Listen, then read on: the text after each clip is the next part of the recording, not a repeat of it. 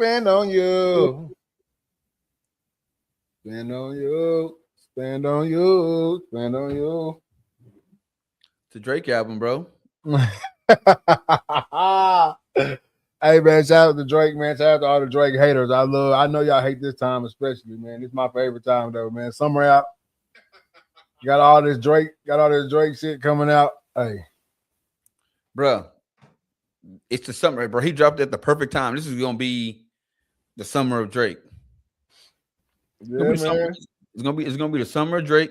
And like him or love him, a whole lot of people finna eat off this album, bro. If you a streamer and you a hater, you finna eat off this album. You finna stretch this shit out as long as you can. You got 3 albums to break down. You ain't gonna break them down. I mean, you'd be a fool to break the entire album down in one stream. So you break it up into a couple streams. Them is views. Hell, even Joe Budden, he made all his podcasts. You can go on YouTube and watch. But the Drake review, it was $50 for behind a paywall on Patreon. Damn.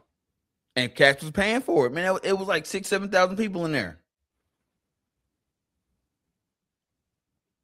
Shit, I don't care what nobody got to say that much. I ain't gonna lie to you, but I feel it though. I feel it, man. But hey, we got a lot to get into tonight, man. Ice, man, out now, along with Habibi and Maid of Honor, man. 3 albums from the kid, or from the boy, I should say. Even saying the album, I'm about to change my shit from the boy to the man. I'm telling you. I just ain't ready yet. But man, shout out Drake, man. You know anything about us right here. We never wavered. Shit, hey, I've been a Drake fan since the little black MP3. Which is how I found out about Drake. So shout out to that little MP3 player, man. You left at the crib. Hey, somewhere somebody got that joker, bro. Man, hey, they need to take. Hey, they do. They need to take that bitch and put it in a case. Boy. I'm telling you.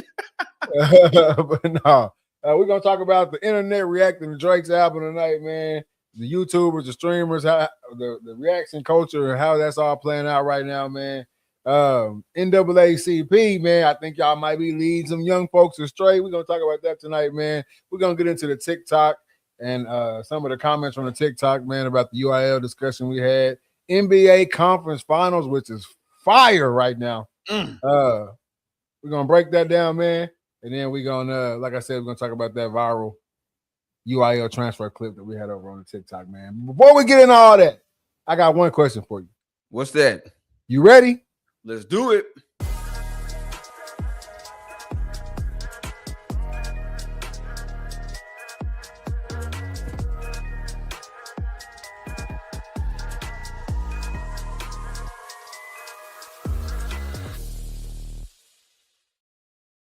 Good afternoon, good evening, good night. This is season 8, episode 18 of the Read, Talk, and Listen podcast. I'm your host, Nick Reed, along with my brother and co-host, Trey Reed. No Killer Cam tonight. How you doing tonight, man? Bruh, I'm good, man. Hey, ever since Iceman came out, shit, I've been chilly, but been good, though. Jeremiah C1K said, hi, what's good with it?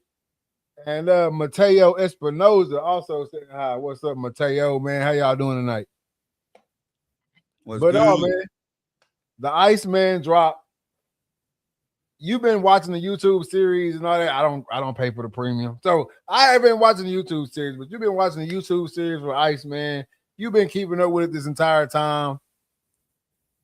Just give me your first impression of the album. And then also we just talking about Iceman right now. Give me your first impression of the album, and then also give me your take on it a few days later. All right. So first off, I want to say the rollout was like nothing we've ever seen before. I mean, this rollout started 9 months ago. You know what I'm saying? When he dropped episode 1, which, you know, if you are on YouTube, Drake's YouTube is literally just him just posting music videos, and that's it. No interviews, no live, no nothing. And without any advertising, nothing, it just one day it got on, or one night it just popped up, you know, Drake is live. I'm like, oh shit. So I go to it, and it's a live episode. Every episode was live, by the way.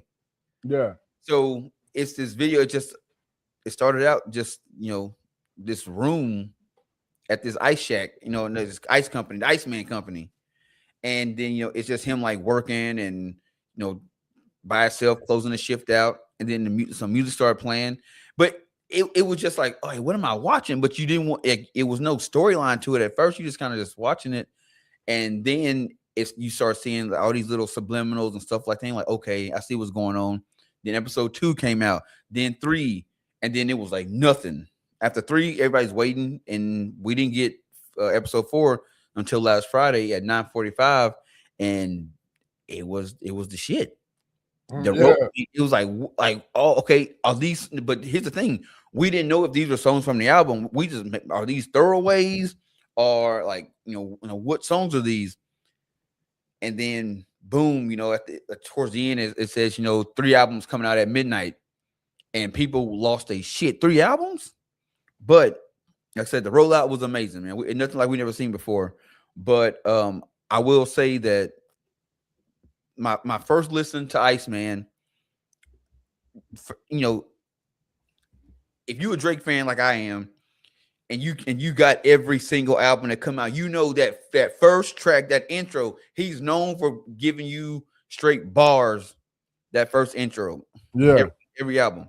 So I judge the album based on the bars I get in that intro.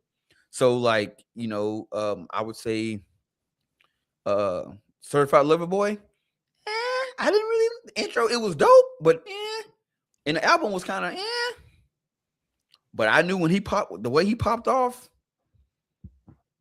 Iceman, I knew. I was like, yep, this is it right here. So I loved I forgot what it's called. Not make them pay, let them know. Yeah. It was dope. Second song, Dust. I enjoyed that. Dust goes into Whisper My Name. That's my one of my favorite songs on the album. And then then you go into, I can't remember what the other one's called right off the top of my head. But the rapper said, "Yeah, what's good with a big rapper? What's good?" But I love the album, man. I mean, it's a Drake album. People are upset because like, oh well, he's talking about the same shit from 2 years ago, and it's like, bro, what do rappers talk about? They talk about what's going on in their life. Yeah, you know what I'm saying. And it's like, and what people got to realize is, if I'm an artist, I'm not going to make an album for the people that don't like me, because you're not going. No matter what I put out, you're not going to like. That's how you make your, especially if you're a YouTuber and you're a reactor. That's how you make your bread. So I'm not going to put out an album that you want me to. I'm going to put out an album for my fans that I know gonna rock my shit. And I think he went back to the drawing board and was like, you know what? I'm tired of trying to appease the people that don't like me, and I'm going to give my fans what they want. So Iceman, I was like, he giving me bars, and and that's where I think. Go ahead. Go ahead. I feel like every track he was giving us bars, man, and he was addressing. Look here, I feel like I got snaked. It was 20v1. So I gotta address everybody, and everybody gonna get shots. You know what I'm saying? The old Drake is out of here. Like y'all wanted lyrical bar Drake. This is what you got. Yeah. That's what I'm saying. That's what I think. First of all, let me start by saying I love it. I love the album. All right. I love it. I love all of it. I ain't gonna lie to you. I love all of it. But that's where we disagree at, is I don't feel like the Iceman was the Drake album. The Iceman was, to me, the Iceman was giving the haters what they wanted. Lyrical Drake. A lot of the songs, he got that flow where he talking to you. Yeah. He just walking down the beat. He just walking down the beat, wordplay, metaphor. To me, Iceman is a bunch. Normally on an album we get like one or two. We get one timestamp record. Yeah. So I feel like Iceman, he gave us multiple timestamp records, but they weren't titled with a timestamp. I know one was supposed to be called 9 a.m. in Albany. Well, that was the leak. But it's on the album. It's called Let 'Em Know. Yeah. Yeah. So that was the leak was called 9 a.m. in Albany. yeah. So I feel like he came through with the lyricalness, like I said, the word plays, the metaphors, all that good shit that Kendrick fans claim that Kendrick is. You know what I'm saying? And I'm gonna show you I can do it too. My only thing I can say that with the title Iceman, which I get why he calling himself Iceman, like I'm going cold on y'all ass. Yeah. But with the title Iceman, I want you to come out throwing bows. I wanted that, you know what I'm saying? The Meek Mill Drake feel, you know what I'm saying? The back to back, the that type of shit on the album. Yeah. But I love the album. I love how he put it together. I watched Academic Stream where he showed us the episode 4, or at least a piece of it. The CNN tower going up with ice all the way to the top of that junk. All that type of shit. The millions of dollars he spent on putting blocks of ice all out around Toronto and everywhere. You know what I'm saying? Like that type of shit, that's just GOAT shit. Yeah. Simple as that. That's just GOAT shit. Everybody can't do that. The ice truck driving through the city. You know what I'm saying? All the shit that he did to roll this album out. Hey, A1 Savage. But I just wish he would have came a little bit crunker. I'm not going to say harder because the shit was hard. Yeah. But a little bit more upbeat with the title Iceman. Well, but I love that shit though. I think the reason you didn't get the amped up, the hype beat, the war beats, like I'm finna go to war on y'all asses, is because he was like, you know what? I'm tired of going and working with all these other producers out here because they always turn around and end up snaking me. So I'm keeping all this shit in house. This is gonna be all OVO here. Yeah. And that OVO got a sound. OVO got a sound. Hunter Harrison says, "Let's go RTL. What's good with it?" And congrats to my boy Hunter Harrison, man.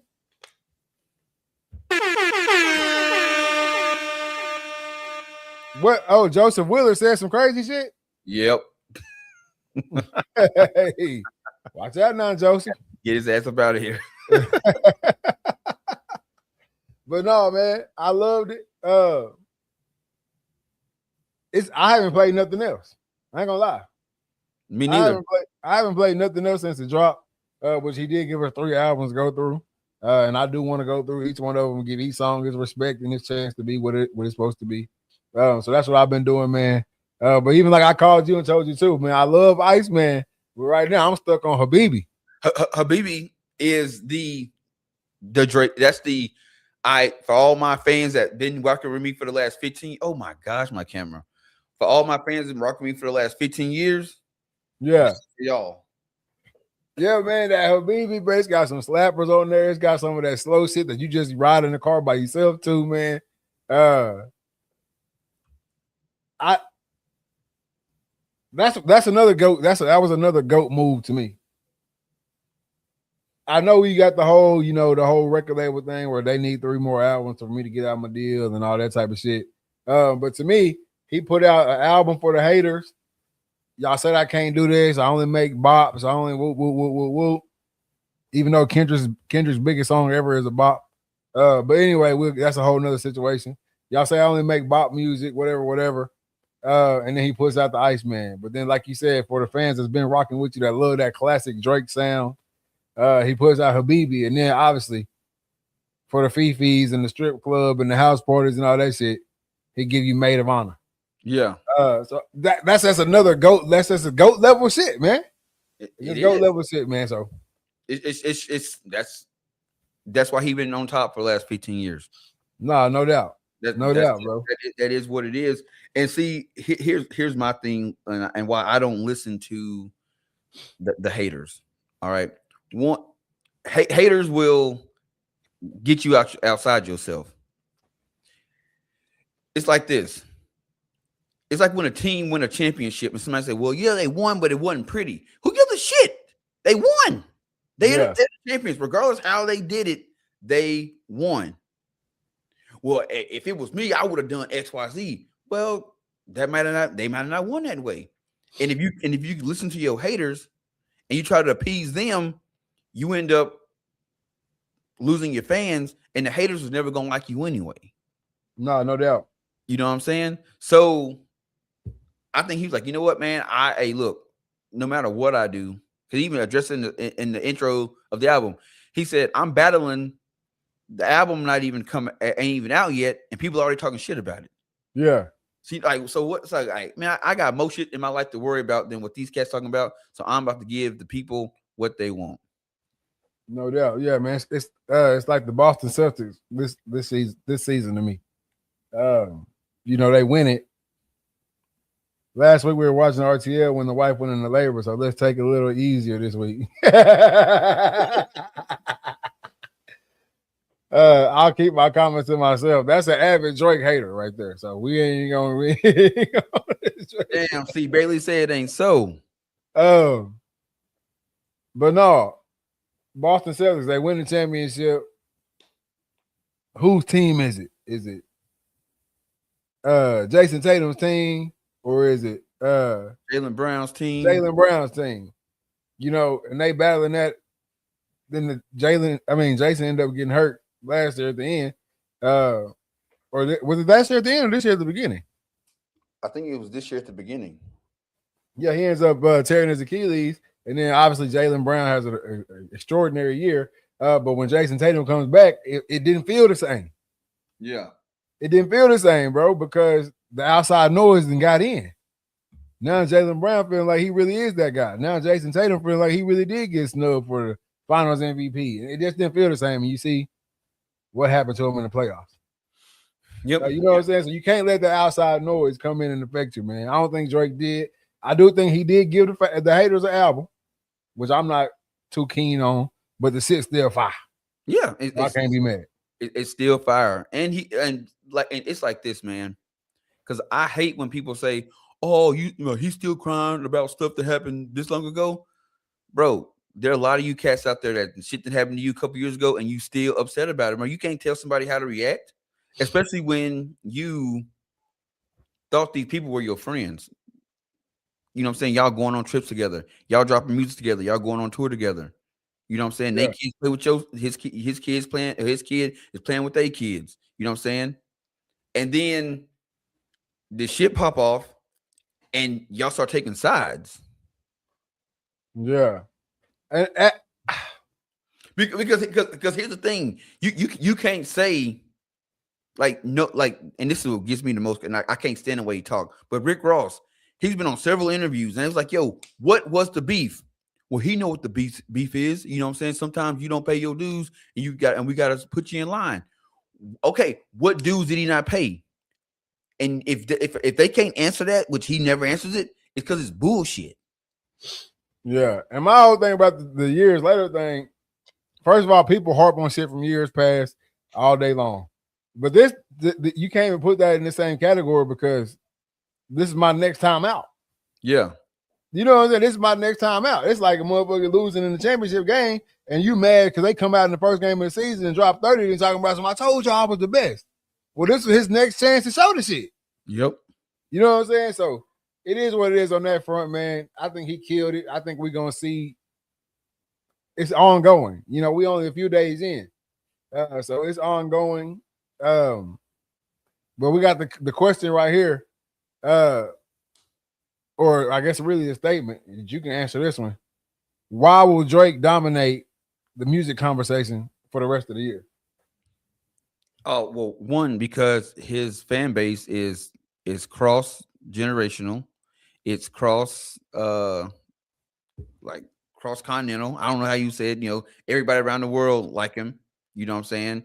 He covers he checks so many boxes that he got a fan base in pretty much every segment. You know what I'm saying? Yeah. And he makes music that people want to dance to. Like, I get it, man. If you like lyrical rappers, then listen to lyrical rappers. Yeah. You know what I'm saying? But you got these haters who they have to come and critique and do this and do that. So that's gonna keep them in the conversation because these people who stay online 24/7 don't realize that the more you talk about somebody, the more they're in the algorithm. So like him or love him, the conversation's still going, and he keeps popping. He stays in the algorithm. You know what I'm saying? And then it's bro, the Drake stimulus package is legit. And I said it in the beginning of the show. If you love him or you hate him, you are eating off Drake. If you're a streamer and you don't like Drake and you go on live and you strictly there just to shit talk, that's putting money in your pocket. He feeding you. Yeah. If you a Drake fan and you doing streams and you critiquing the album, saying how much you love it, you constantly playing the songs, you posting it on TikTok and all that shit, you making bread, you eating off of them. All the hip hop blogs and shit, y'all writing articles about it, hit pieces, y'all eating off of them. Bro, we haven't had an artist like this in forever. Because even look, Kendrick came out 2024, not like us. That was shit that was rocking. That's shit that was rocking, and then it went radio silent. Yeah, man. That's how I go though, bro. Even though they beefing right now, which I did. Hey, I ain't gonna take too much. Hey, you know how I get down. I ain't gonna take too much Braun disrespect. Yeah. So I feel you. I know.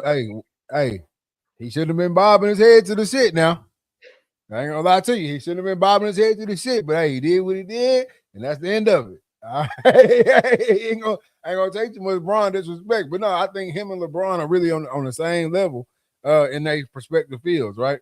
Yeah, agreed. Braun been out the playoffs for a week now. You turn on Sports Center, turn on ESPN. Who they talking about? What they talking about? They're talking about Braun. All the sports blogs and everything. Where's Braun going next? What's the best landing spots for Braun? Blase, blase, blase. Right. Same thing with Drake. Same thing with Drake, man. Whether they like him or they don't like him, they gonna eat off of him for the next 5-6 months. Shit. Because it's the easy talk. It's the easy talk. But hey, shout out Drake, man. Shout out Ice, man. Shout out Habibi. Shout out Maid of Honor. I'm sure we're gonna see some clips coming out of Maid of Honor soon. Some challenges. I ain't gonna speak on it too much, but it's gonna be some challenges coming out with that Maid of Honor, man. But no, I love it. I love it, bro. No, man, it was well worth the wait. I will say that, man. It was well worth the wait. And I'm gonna say it again to you, Kendrick haters out here. I mean, Kendrick lovers out here. Look, man, if you don't like his music, don't listen. Can't. Don't listen. I can't not listen. It's the hottest shit out. I can't not listen. It's the hardest shit out, man. I gotta listen to it. But no, man. Like I said, I love the albums. He did his thing. It's like you come to expect it at this point. So again, shout out Drake, man. Shout out Ice, man. Habibi, Maid of Honor, all that good shit. Shout out 40, man. We see you working out there, bro. We see you working. Bro, hey, dude, the engineer work on the album was crazy. All the transitions, the beat changes, all that shit, man. Dude, it's a classic album. No, it's classic for sure. It's classic for sure. Hey, if you tuned into the podcast right now, man, we appreciate you. C Bailey Blog said ain't gotta listen and won't. Who do you listen to, C Bailey? He probably like a Jay-Z guy. Nah, he a J. Cole guy. He a J. Cole guy, man. F the big three with too many chefs in the kitchen anyway. You know what I'm saying? Hey, I'm gonna tell you a line that went over a lot of people's head when he said, "Give me the 500,000." I won't learn nothing from y'all anyway. Yeah, I won't learn nothing from y'all. No way. Give me 500. You take 500,000 or dinner with Jay-Z? 500,000. Yeah, give me 500,000. Shit, or dinner with anybody. Ain't shit he can tell me that I can't chat GPT or something. Yeah. Hey man, if you tuned into the podcast right now, man, over on the Facebook page, make sure you hit that that like button, that share button, let everybody know what you watching, why you watching, and where you watching over here at the Read, Talk, and Listen podcast, man. Make sure you follow the page. We got to keep running them followers up over on the Facebook page, man. If you're on the YouTube, man, hit that subscribe button, man. Hit that notification bell so you can know anytime we go live or drop some short form content, man. Get over to the TikTok, Read, Talk, and Listen podcast. Give us a follow. Join in on conversation, man. It's a lot of shit going on the TikTok right now, man. So y'all hop over there, man. Hop in at your own risk. You never know what we might say back to you. But hop in the conversation on the TikTok, man. It's going up over there. Just so you know, I'm gonna say some shit back. Yeah, make sure you hit that follow button, man. Stay around with us, stick around with us. Get over to the Instagram, man. Follow my guy right here, DA_Dreaded17. Also follow myself, Big Poppy _ONE9. All right. You are now tuned in to the RTL podcast. See, Baby Vlog say he listen to Cole, Childish Gambino, Lupe, Nas, but I'm really an R&B head. Rap ain't really my thing. Ain't nothing wrong with that. I mean, Nas is trash, but everybody else is straight. I don't want nothing coming out of New York but the Knicks. 50. Nah, 52. I can't leave out my boy 50. No, it's a couple of New York cats I mess with, man. But most of that New York, I can't do none of that New York shit. Man, the one cat in New York that I was rocking with, man, they took him out. Oh, Pop Smoke. What? You like the way that Yeah. Hey, man, that shit was hard. Yeah, man. he was doing his thing. I ain't gonna lie, he was doing his thing. R.I.P. Because that's how it go. I'm telling you. That's how it go, man. But no, man. Speaking of TikTok, man, let's go ahead and jump into this UIL situation, man. We hit it on a little bit last week. QB out of Arkansas transfers to Duncanville. The UIL gets involved. They investigate it. We talked about it. We chopped it up, and then we posted it on TikTok, man. And people started coming for our necks on TikTok, like we supposed to be cool with the shit. Exactly. Like, dude, I was confused because you know, for some odd reason, TikTok been like, they hold our stuff for a couple days and then they throw it out there and it's like 2-3 days, nothing. All of a sudden, bam, comments started flying in, likes started flying in. So I'm going through the comments and I'm like, bro, one, what I don't like is don't try to make a complete judgment on a on like a 30-40 second video. Like the whole point of it is to go over all right, cool, this is interesting, so let me go watch the show and get the whole scoop. But a lot of cats, they was coming for our head, basically saying like, you know, well, one guy said, you know, it wasn't the UIL, it was Duncanville that made the decision. Well, okay, let's just say Duncanville did make the decision that he couldn't play. I'm pretty sure the UIL, you know, influenced that. Yeah, because they ain't trying to lose. They not trying to have an ineligible player play and get games stripped away from them. So the Anthony Black situation that just happened at Duncanville. So they've already, you know what I'm saying, experienced that shit.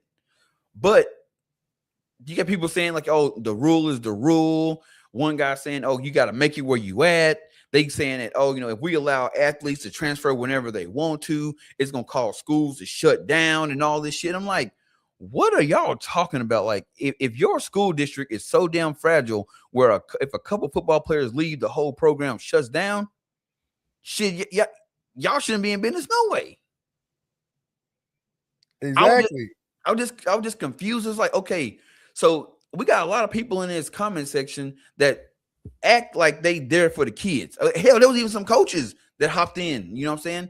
Y'all act like y'all there for the kids. So if a kid feels like he is not, if he can't be successful at this particular school, but he got a better shot at this school, what is the issue from him leaving? And let's say his folks decide to move.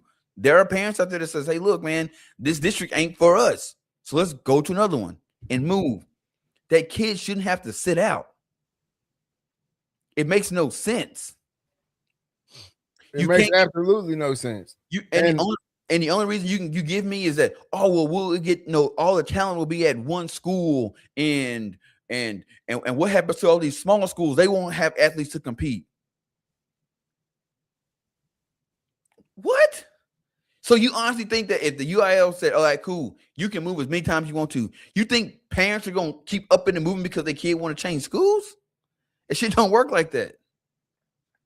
Exactly. And I know we talked about this the other day. It'll take care of itself. Yes.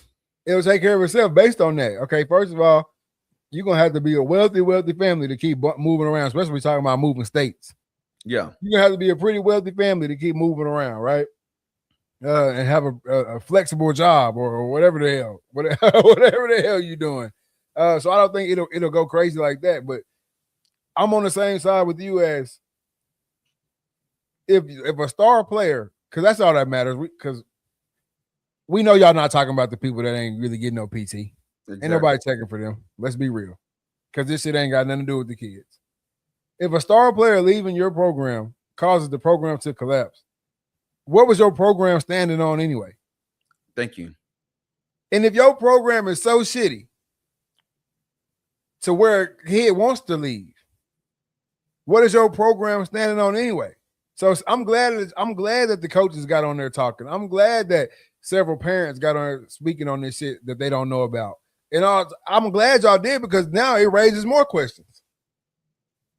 What is the school system or the educational system really, really standing on if a few kids leaving your school is going to make the school collapse? Y'all got way more bigger fish to fry than what the football team looking like. And then to address the cats talking about, oh, you just got to get it where you live. You just got to make it where you at and all that shit. And you came back and said the perfect comment. Nowhere else in life does that apply. Nope. Nowhere else in life. You making fucking $7.50 flipping burgers at McDonald's. No offense to nobody working at McDonald's. But you making $7.50 flipping burgers. You got the opportunity. Let's just even just going to be a Walmart stalker. You're going to take the Walmart. Yep. Better opportunity. Paid more. Paid more. Made more chances to move up, which is what this shit is really about at the end of the day, or supposed to be. Yeah, winning the state championship is cool, but shit, going to the next level is way cooler. Exactly. You know how many kids are stuck in situations where they coaches ain't even worried. All they worried about is winning. All they worried about, hell, it happened at a prominent school right here in town. The coach only cared about the right now, the bottom line. We winning games, cool. All that going to the next level shit, that's on you. Yep. I can't leave that situation and go somewhere where I see they sending 15s and 20s a year to the next level. Like, let's get down to the real nitty gritty of the situation. Y'all worried about state championships and too much talent being on one team. I don't give a damn about none of that. I'm talking about future of our children. We letting a rule, because some of these kids, that's the only way. If I don't go play ball, I'm either gonna have to stay here and go to whatever school, whatever college is in my town or closest to it, pile up debt that I'll never get out of, most likely. All that good shit. When I can easily make one little switch in life and go play at this school, and hell, who cares if I even get a D2, a JUCO scholar? Who cares? My school gonna get paid for, and then I can go make whatever I want to make out of myself from there. Might pick up a little NIL on the way. And I know a lot of cats are like, well, just because you move schools don't mean you guaranteed to be successful. Let me gamble on myself. It's not a guarantee, but this spot for sure ain't doing it. Exactly. Let me bet on myself. You know what? I'm going to look, man. I know I'm a starter here, and I know wherever I go, I'm gonna have to earn my spot. I know that going into it, but if a kid know his talent, if I'm the star on my team, I'm the man. I know what I can do. I know I can go somewhere else and start and take a spot. It's competing. Because what it sounds like to me is, well, my kid's been here for 2-3 years. He earned his spot. Hey, he got to compete. Kids move in. Man, wherever you can get the best chance. I'm not a chance. Because that's why I think we're getting hung up on that shit too. Or a lot of people are getting hung up on that too. Do you have a chance to make it from whatever school you go to? Do you have a chance? Yes. Is it the best chance? That's the question. Is this school or this program that I'm in giving me the best chance to make it? All that other shit is play. We talking about feeding families here. We talking about changing generational curses here. That's why I'm like, I'll never stand for that. I know I commented back to one dude or whatever. He was like, you must not like the rules. I'll never stand for a rule that's hindering the future. Nope. Never. The recruiting process is not an easy process. Is it getting easier as we go on, as long as social media is coming along and all this type of shit? Is it getting easier? Yes. But if you in fucking Podunk, Arkansas, outside of the Razorbacks, and hell, they don't even recruit out of there. So if you in Podunk, Arkansas, or the shittiest school in your city in Arkansas, ain't nobody checking for you. And then they're like, oh, you just gotta be best. You just gotta be. I shouldn't have to overplay to get something that everybody else getting the opportunity to get. Bro, they got me playing punter, QB, running back, D-line, linebacker. Hell, they lining me up at corner sometimes when we need it. Why do I have to sit through that? Why is it on me? Why are we putting grown-up ass responsibility on a kid that's just trying to play ball? Bro, it'll never make sense to me.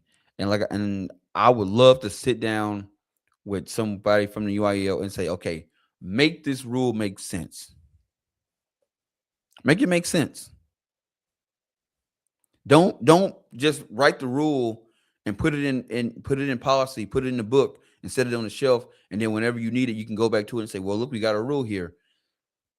Please explain to me how a kid transferring from one school to the next for sports. I'm just gonna say, I'm not even gonna say his family moved. No, his family moved because they believe that he has a better opportunity to not only play but earn a scholarship at this school. So they pick up, move, find jobs, buy a house in that school district. They do all that. Why? Like, what's the issue with him playing that first season? How does that hurt the UIL? How does that hurt that team? If that team is willing to take him, the school gonna take him. So if that's the case, if that kid transfers to a new school, but he can't play sports, then that school shouldn't be able to get $1 from him because the school get paid for every for attendance. Yep. So okay, cool. The school don't, that for a year, the school don't make no money on him. They don't get paid for him. He just going to school there, and we do that shit across everything else. Cause like we said before, if I'm in one act play, hell, I was in one act play. I did it. So and you can't tell me there ain't no scholarships in it because I hadn't seen it. So I'm in one act play, and my theater director is shit. The school theater sucks. We have bad plays, but I'm an actor. I want to go to a Columbia University. I want to go to a liberal arts school and be an actor. I want to go to Juilliard. But we ain't putting together no productions that's doing that. But the school down the street, oh man, they putting on Hamlet. You know, so they doing they got Shakespeare and shit going on. Midsummer Night's Dream. You know what I'm saying? Thoroughly Modern Millie. They putting together productions. They got state-of-the-art theater. They got makeup artists. All that. I can leave and go over there, get on a one-act play team, act my ass off, win state, get a medal, get a ring, get scholarships. What's the difference? I'll do you one better. You're gonna be pushed to do that. Yes. You're gonna be pushed. Hey, you're a hell of an actor. You're a hell of an actress.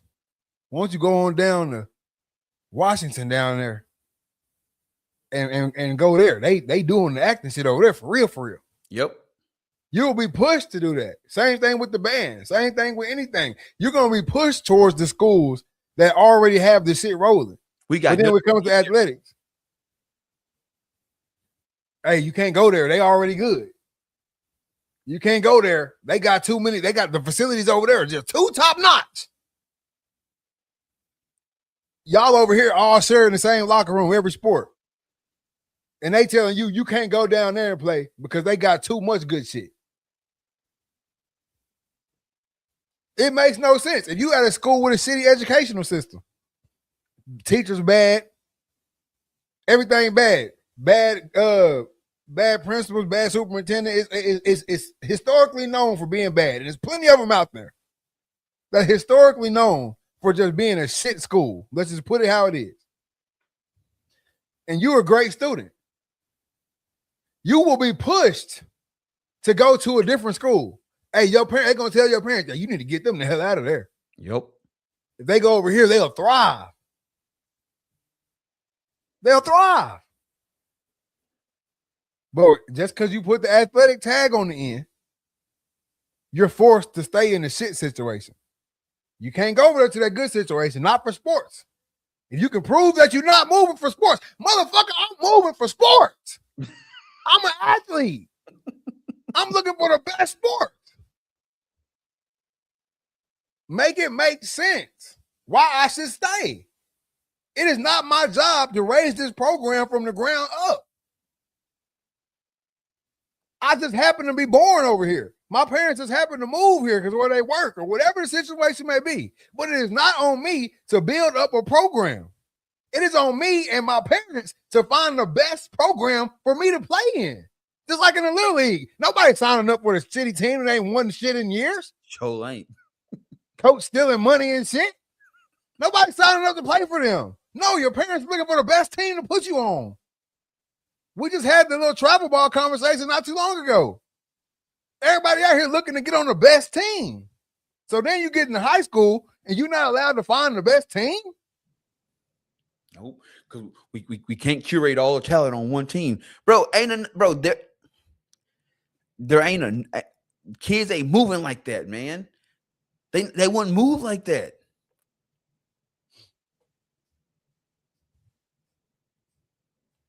Like, and people, oh, well, then you'd have high school recruiting and it would hurt small community schools. Fuck them schools, man. And they still play football. They're fine. Man, F them schools, man. That's what I'm saying, bro. Okay, cool. The little small town school, not gonna be, they don't have a star player, but if they got 22 kids, hell, they got just 11 kids, they can play. Play. All you need is 6 in Texas. All you need is 6 kids, and they gonna find you a league to play in. 6-man. Bro, y'all gotta stop this shit, man. If it's really about the betterment of kids, if it's really about that, then this ain't even a conversation. Yep. It sounds like it's y'all worried about the betterment of coaches and the betterment of superintendents. Oh, it's gonna look bad if a bunch of kids have the ability to leave and they actually do. Oh, it's gonna look bad if this coach go 0-36 over the next few years. Well, hell yeah, it might. Maybe he should get off his ass and coach something. Because I promise you, no matter how small the school, if that coach is really out there coaching these kids for real, they're not going nowhere. Nope. And don't be a small school and you winning shit. Ain't nobody leaving. They ain't going nowhere. You can be a small school. We watch them every year in the state championship. The same 1A and 2A 6-man. It's be the same damn teams playing each other every single year. It be the same teams. because that coach got it right. Coach been there 45 years. Hell, he coached the grandpa. Hell, he coached the daddy, and now he coaching the son. Ain't going nowhere. He ain't going nowhere. Hell, he coaching on it from a wheelchair. School opened up in 1972. Shit, he was the first coach they had. Still there. Still in that thing. And that's what I'm saying. Like the examples that are being used, it's not reality. It's not real life. I'm not talking about being stuck at a school that's productive. We're talking about being stuck at a school that is not productive to your future. Why should I be stuck there? Why are we placing the weight of this whole entire program on a single kid?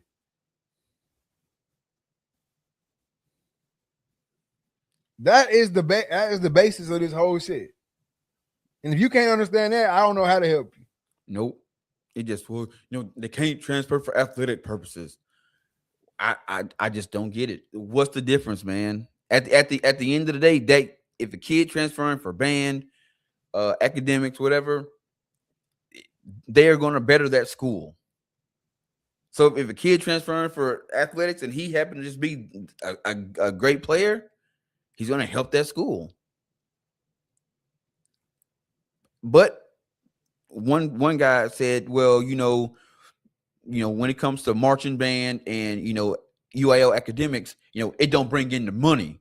Well, I said, ding, ding, ding, ding. You got your answer, and that's why the rules in place. It's all about money.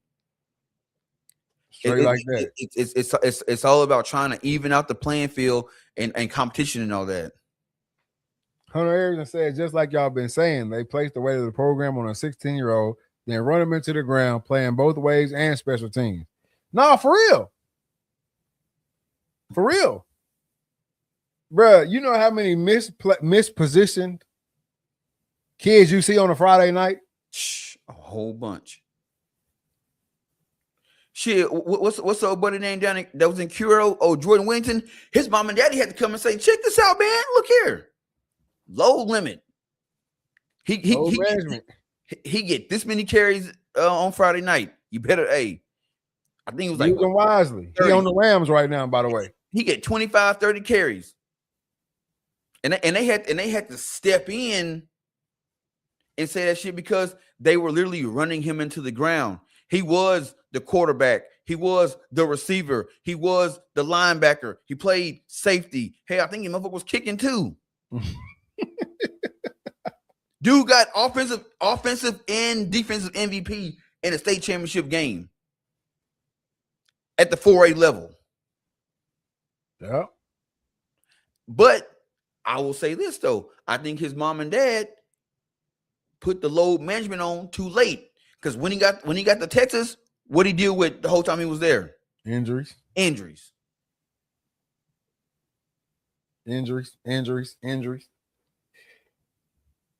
that's what I'm saying. And they went in.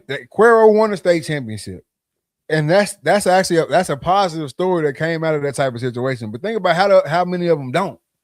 Yep. Think about how many of those same situations end up burnt out, injured out.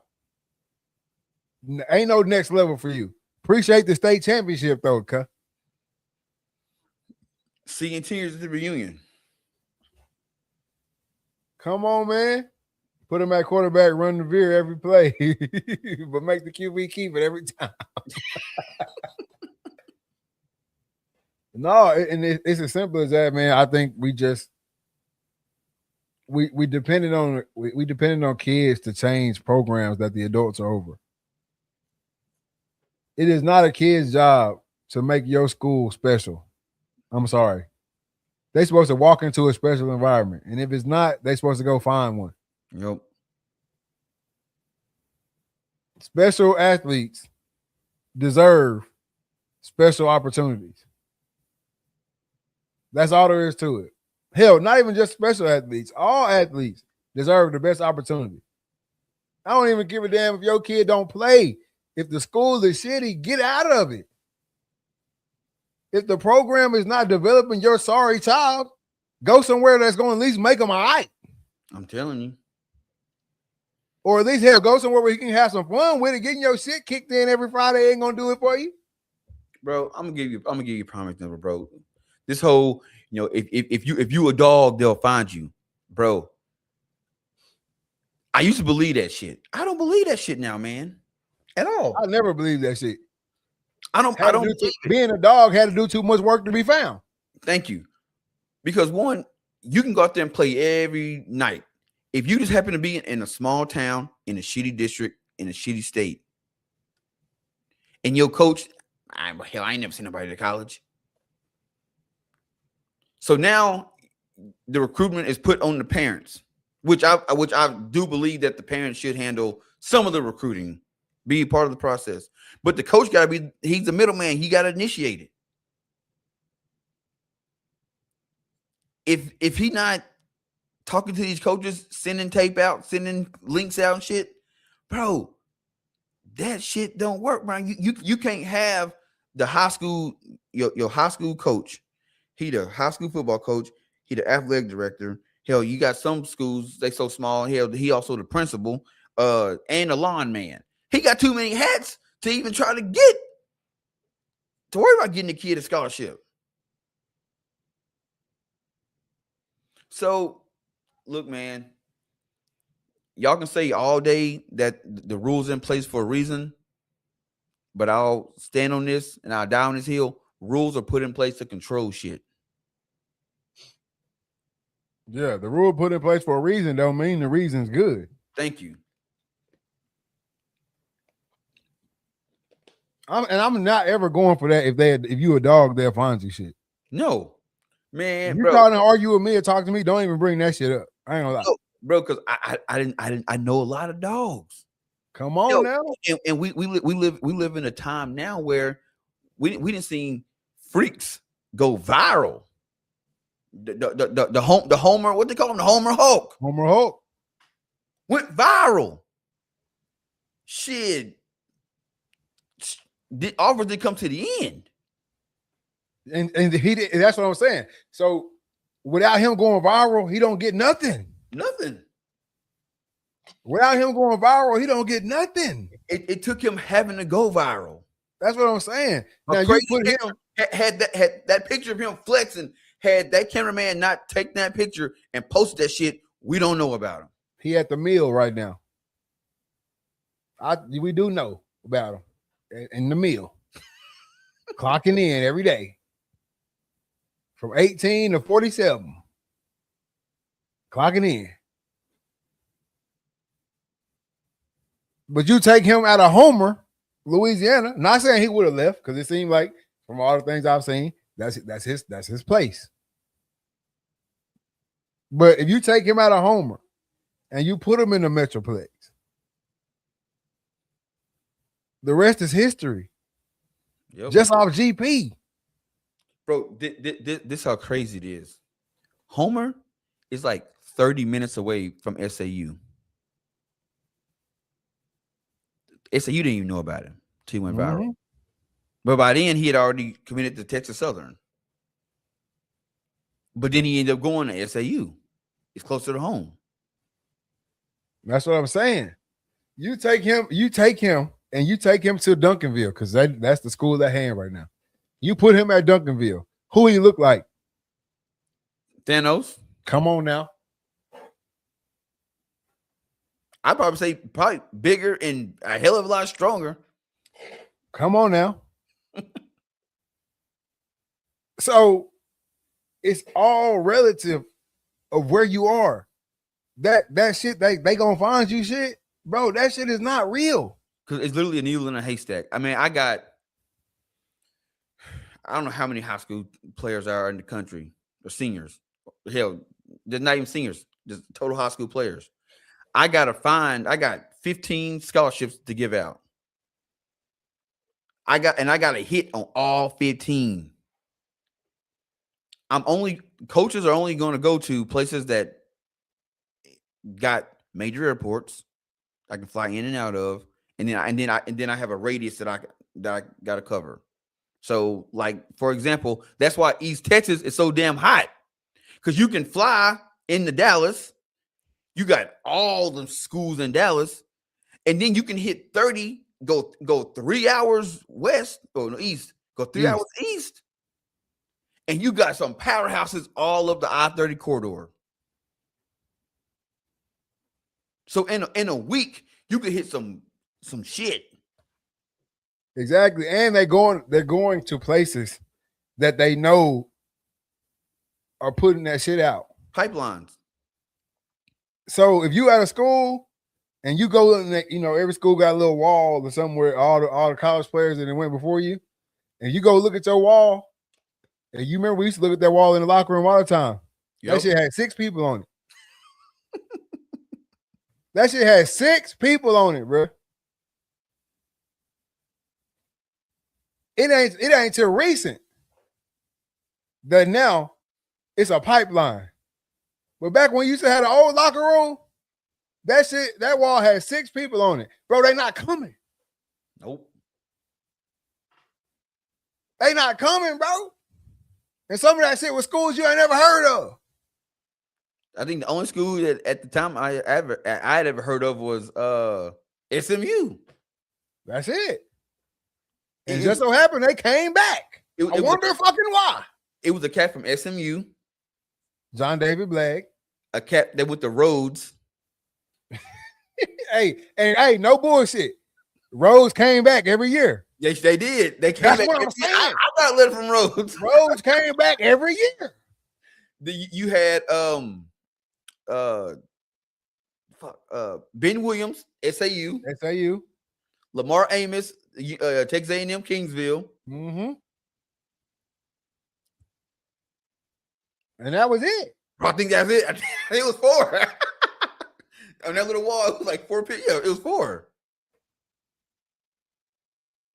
They're going to the places that no. And Woody McClendon down at Kilgore. Yep. In that Kilgore. That was it. 5. I said 6. It was 5. I was the 6th one. So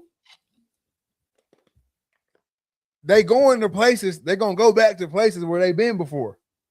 So if you looking on that wall and you don't see nobody, ain't nobody coming. Ain't nobody coming, bruh. So all that, you can be a dog, they're going to find you shit. That shit for the birds, bruh. For the birds. I'm telling you. I don't know how to drive that shit through people's heads, Brent. I don't know how to drive that shit through people's heads. You got to go where they going. They not trying. It's too easy to find. I can find somebody like you. Are they gonna be as good? Maybe not. But I can find somebody like you right off the airport. Does it also matter if the high school coach has made a connection with scouts in the past? Yes. Yep. Yes. Hell yes. Bro, that can make or break the deal. Yep. Bro, because it's kind of like this. So the best example I can give is think if you go somewhere, like say you never bought a car before. All right. You go to a car lot and this one salesman do you something good. Give you good interest rate. You know what I'm saying? The car is great, price great, boom. Anytime you're looking for a car, you going to that dude because he hooked you up. And no matter where he at. No matter where he at. So that's what coaching is like. If I'm a quarterback coach and I go over to Hoover, Alabama, and the coach like, hey, the coach called me, hey man, I got a kid for you, man. He's the guy. You go, you look at him, you watch his tape, you like him, cool. You bring him in Alabama, some bitch win you 3 national championships. Guess where your ass is going back next time? And because guess what the coach is gonna say? If you liked him, the guy got behind him, buddy.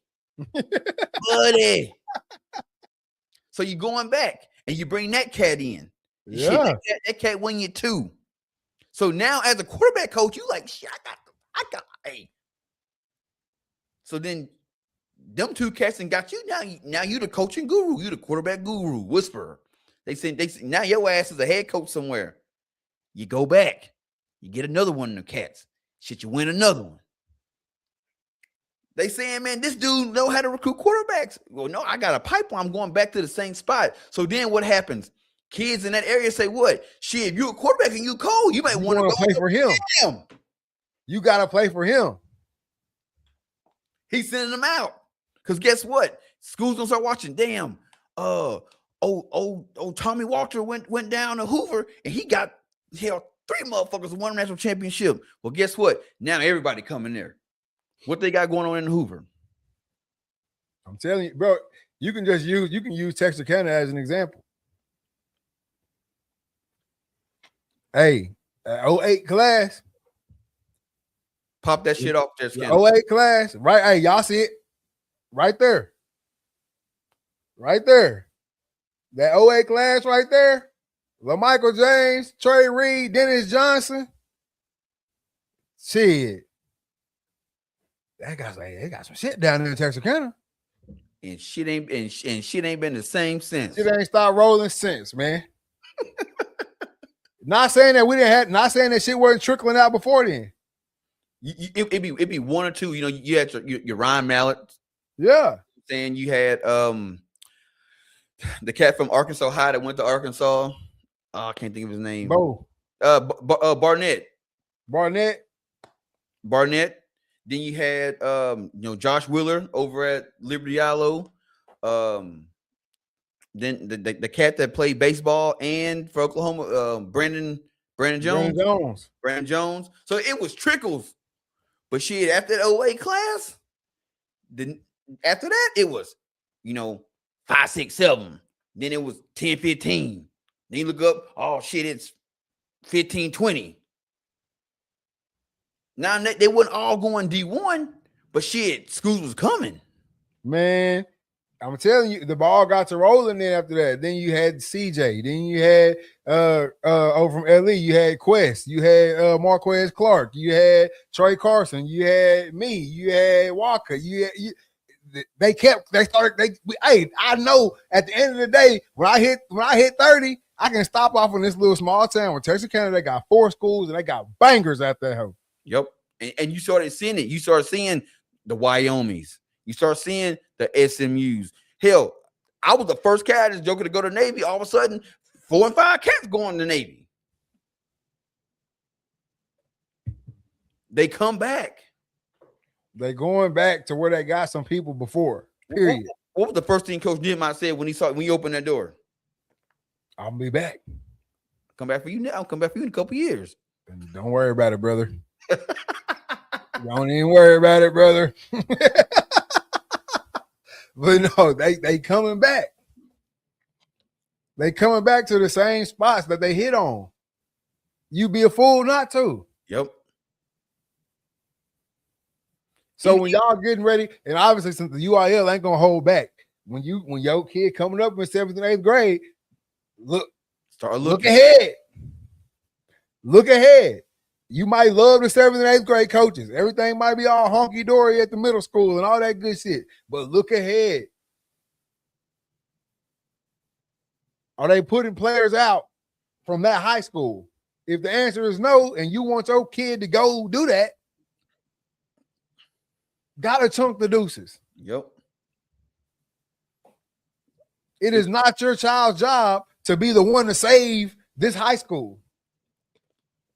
Nope. That's in every sport. I know we're talking about football right now, but that's in any sport. If your kid a pitcher and y'all ain't had a pitcher sniff school, go somewhere else. So you're gonna start seeing a bunch of private schools. I want to say, what was it? Mid 2000s, you start seeing a whole bunch of private schools starting to pop up.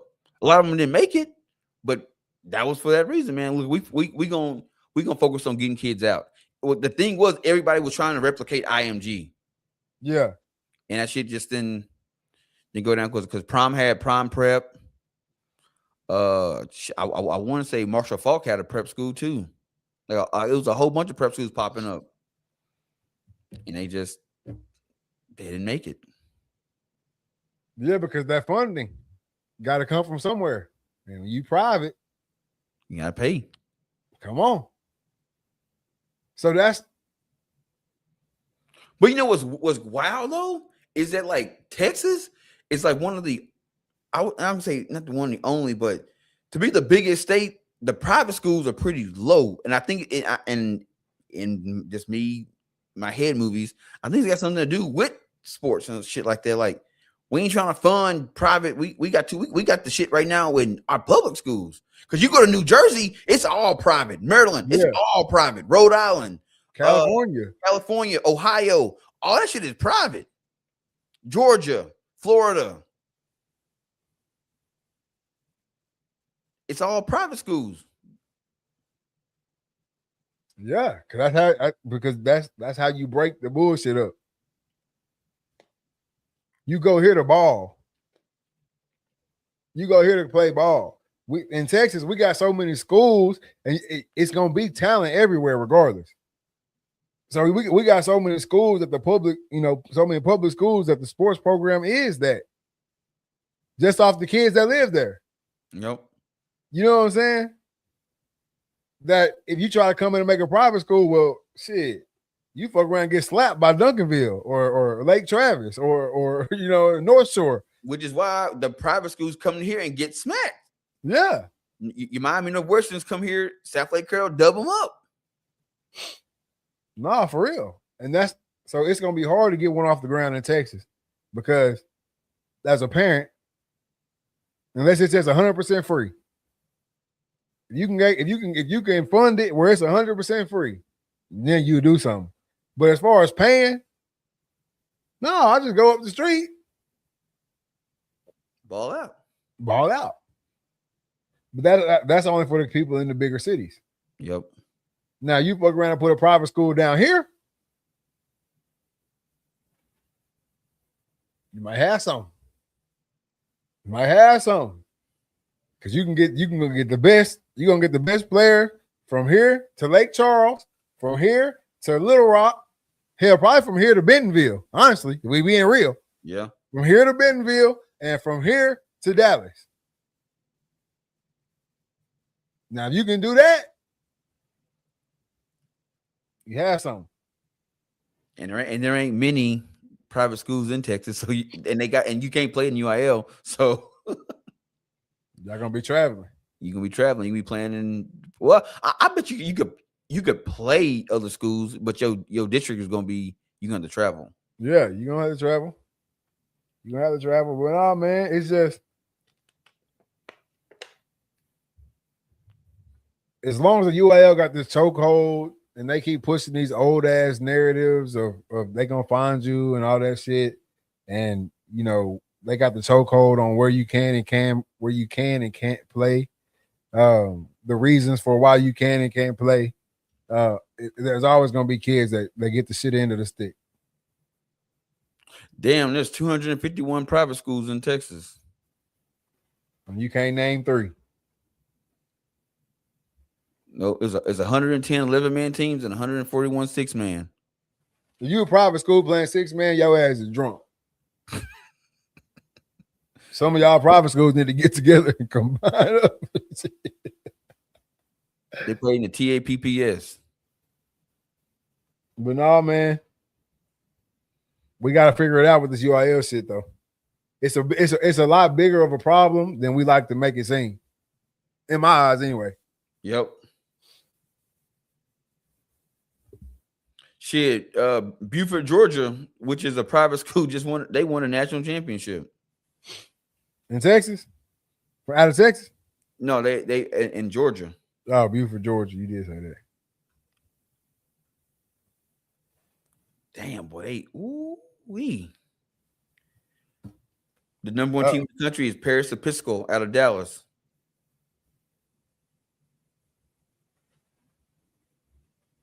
And think about how much raw that would be if Dallas didn't have fucking 5 powerhouses sitting in their public schools. Bro. Shit. Really more than 5. They running back averaged 120 a game. Sheesh. Well, I know them other private schools hate to see them motherfuckers coming.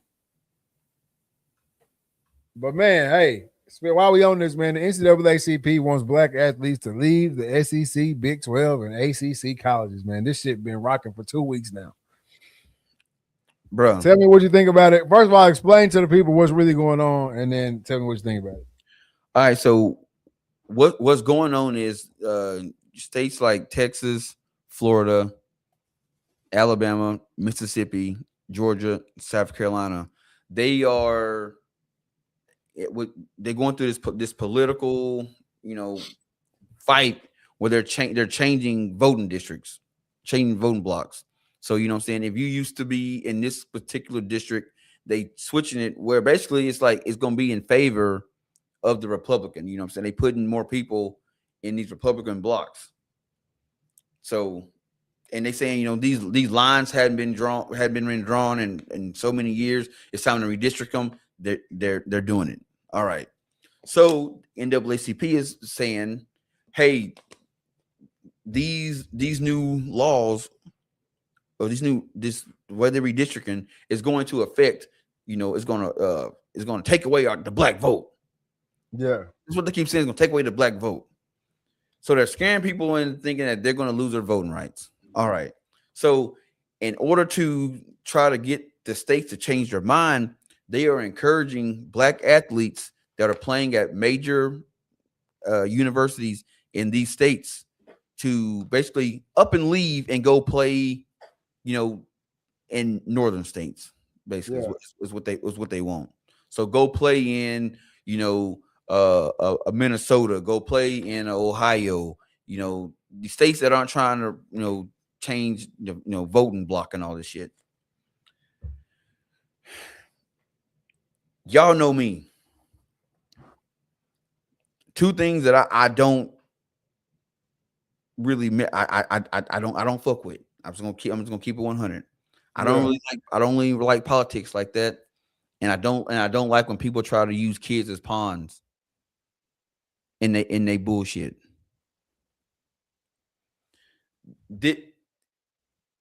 Saw this shit last week, and I was like, this shit ain't gonna get no steam. I didn't even interact with it on social media because I didn't want it to start just pushing that shit out to me. So I quickly scroll by. This week is steady getting steam. You get Ryan Clark. He gets on ESPN the other morning, and he basically says the same shit. If you're a black athlete and you're playing at these SEC schools, these Big 12 schools that are trying to change the black voting block, you need to leave and go play somewhere else. Go to HBCU, whatever. Yeah. Man, look here. That shit sound good in theory. If you for all that shit. But in our reality, that shit don't work, man. It's not going to work. You're asking a kid to uproot his life, leave the money and the funds that he making at his current school to hopefully be able to go somewhere else and play because you upset that they want black people to have voter IDs and all this shit.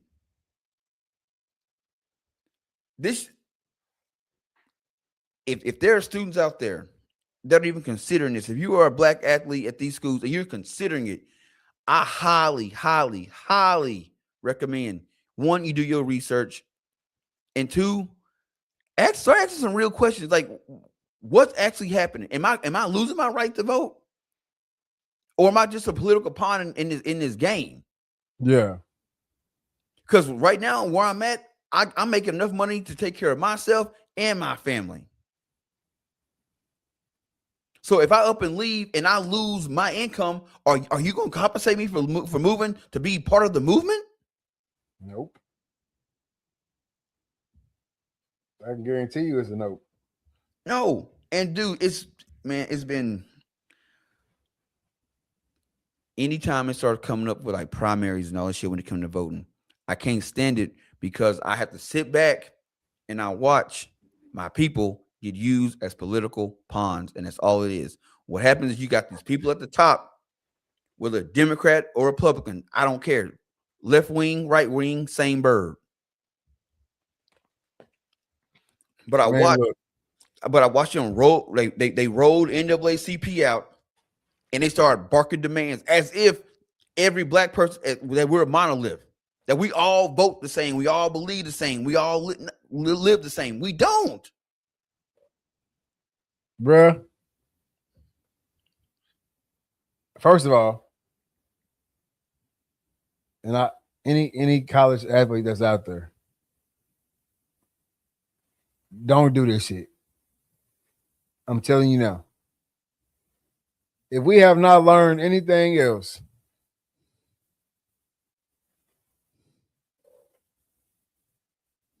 first of all, you're not losing your right to vote. Let's go ahead and put that out there first. You're not losing your rights to vote. If that's the case, if they taking away the rights of black voters, or taking not the rights of black voters, they taking away the right for a black person to vote. You leaving your football team is not moving the needle. Let's just start with that shit. But they're not taking the right for you to vote. It's a whole nother ball game. It's really some shit that is for local elections. The way they splitting up the district, you might not be voting on some shit that you really want to vote on, or you probably need to vote on to benefit you in this time where you live. 9 times out of 10, you're not playing college football where you live. Nope. Only a select few are playing in their hometown. A very small select few are playing in their hometown. Hell, a small select few are playing in their home state.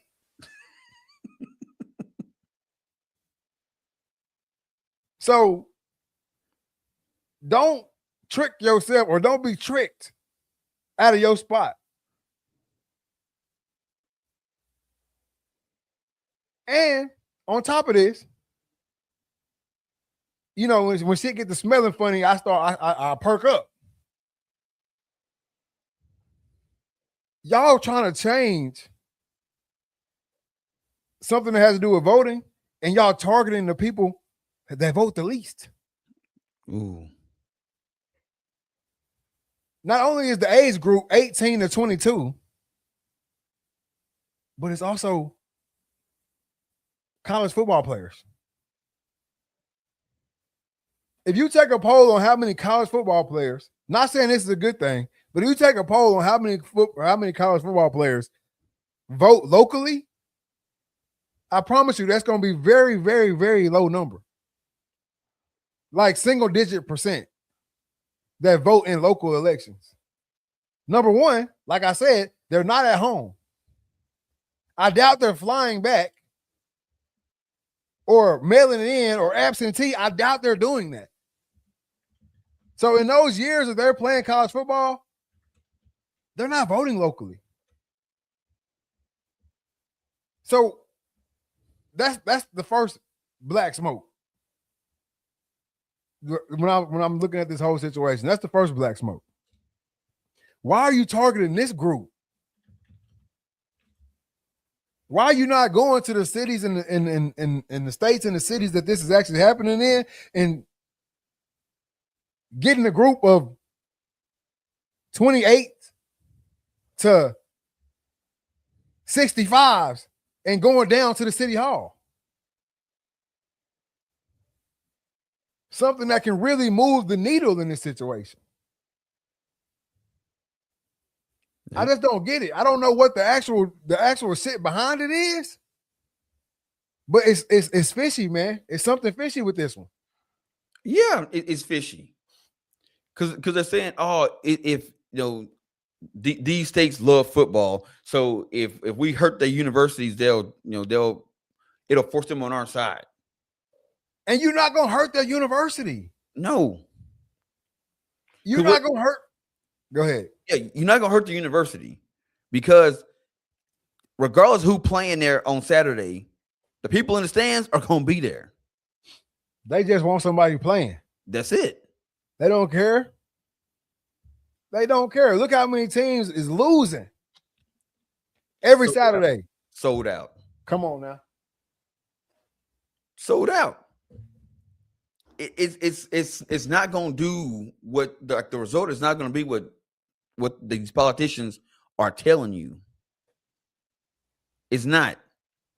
Oh well, if they come to watch our players, So if our players up and leave, the TV contracts will leave. It will hurt their pockets. These contracts are signed in advance, years in advance. These television companies are not going to break their contract to go chase some cats that go to some HBCUs, because guess what? If all those guys go to HBCUs, guess people ain't gonna watch that. They're not. Bro, it's just like when a player from, let's just say, Texas, when a player from Texas graduate or leave early and go to the draft, let's just say he goes to the Miami Dolphins. The Miami Dolphins don't get a boost in ratings the next year. Nope. Texas still getting the ratings from what he did his 3 years, 4 years there. Texas still getting them ratings. He made Texas good. That's it. The number 43 jersey is still out there. Different name on the back. Come on, man. And I would hate to see a bunch of young men get tricked out their spot. Yeah, because what's happening is, man, they plan on that emotional shit. Like, oh, our ancestors did this shit, and it's time for the younger generation to step up and sacrifice. Man, look, man, we ain't living in them times no more, bro. We not. Like, yeah, our ancestors had to do that shit because, bro, the shit was real. They were actually being hindered from doing shit. No one today has been hindered from making no money. No one's been hindered from getting no job. None of that shit. No, you telling them to go. You telling them to run from the money right now. Yep.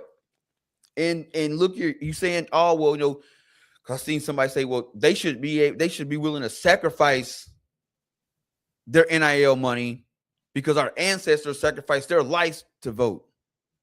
Man, that shit don't correlate. No, because you telling them to sacrifice their money, but you going to clock in Monday. Thank you. All this shit it benefits the people at the top. Because guess what? Let's say it's a mass exodus. All the black college students that's going to Texas and A&M, and the ones that are in Alabama and Georgia and Florida, Mississippi, South Carolina. Let's say they all up and leave. Well, one, that's a large amount of kids leaving. One. That means they got to hit the portal. Every school can't take every kid. Come on now. Now you asking the kid who playing in Alabama, now you asking him, well, maybe you should step down and play at a D3 school in Massachusetts. Hell no, they ain't got no NIL money for me. They ain't got nothing for me. And then on top of that, just off the HBCU tip, you haven't built the infrastructure for all these kids to leave their schools and come over there.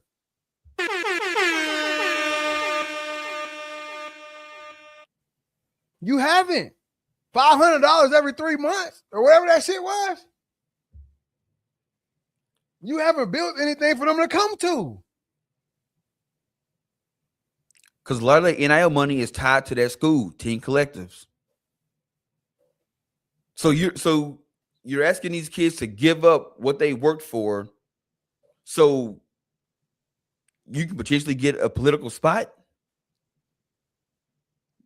Are these kids going to be taken care of? Hell no. I'm telling you now, hell no. No, the answer is no. They're not. And then everybody's putting this shit out, but no one has sat down with any college student or college athlete and said, hey, man, how y'all feel about this? They haven't asked them. So you're rolling them out there and trying to use them as a bargaining chip, and they don't and they like that. Bro, don't put this shit on me, because now what's gonna happen is when they get in summer camp and all this shit, the coach is gonna be like, hey man, like you put them in the hot seat. What you feeling? Looking at them upside the head. Yeah, what you feeling? Dude, boycotting, protesting, man, that shit don't work no more, man. And then here's the icing on the cake. Y'all advertise this shit on Facebook. on Instagram, on TikTok. You don't think these cats is watching? The opposition is watching that shit? Oh, this is what they plan on doing? All right, cool. Then we gotta. Hey, we need to do something to, to nip the shit in the bud early. Mm-hmm. So if you got big donors, you got these players that's got sponsorships and all this shit. They representatives come in and says, "Hey man, look, we know this shit is going on. They're trying to encourage people to leave. If you want to leave, we're not going to stop you. But look here, if you're willing to stay, we'll give you X amount of more funds." Man, them coaches looking at them boys saying, "Hey, if you want to leave, leave. Guaranteed." Because you know what? Hey, you know how many people we turned away at the door last year? What? So you leave. Go ahead. All the people we turned away at the door last year, give them a call. And had they ass right back. By the time you leave, they ass back on campus. Come on, man. Oh, they should all leave and go up north. Well, guess what? There's some cats up north. There's some cats at Michigan that would love to play at Alabama. They don't give a shit what's going on in Alabama. They don't live there. That's another thing too. You come to like LSU LSU was one of the schools they were saying everybody should leave from, right? Yeah, bro. I'm from California. I'm from Michigan. I'm from New York. I'm from Washington. This shit ain't got shit to do with me. I'm here to play ball. And you can go through every school that's on that list, and that player's gonna be the same thing. Bro, I'm from Indiana. This shit ain't got nothing to do with me. I just go to school here. Shit, all the players from Louisiana go to Michigan, Ohio State. Go tell them. When I'm done my 3-4 years here, bro, I'm never coming back. I won't step foot. Like it just doesn't make sense to me. And the group that you're targeting really, really don't make sense to me. Because believe it or not, and it's bad to say, they don't care. They don't. They're kids. I remember being a college athlete.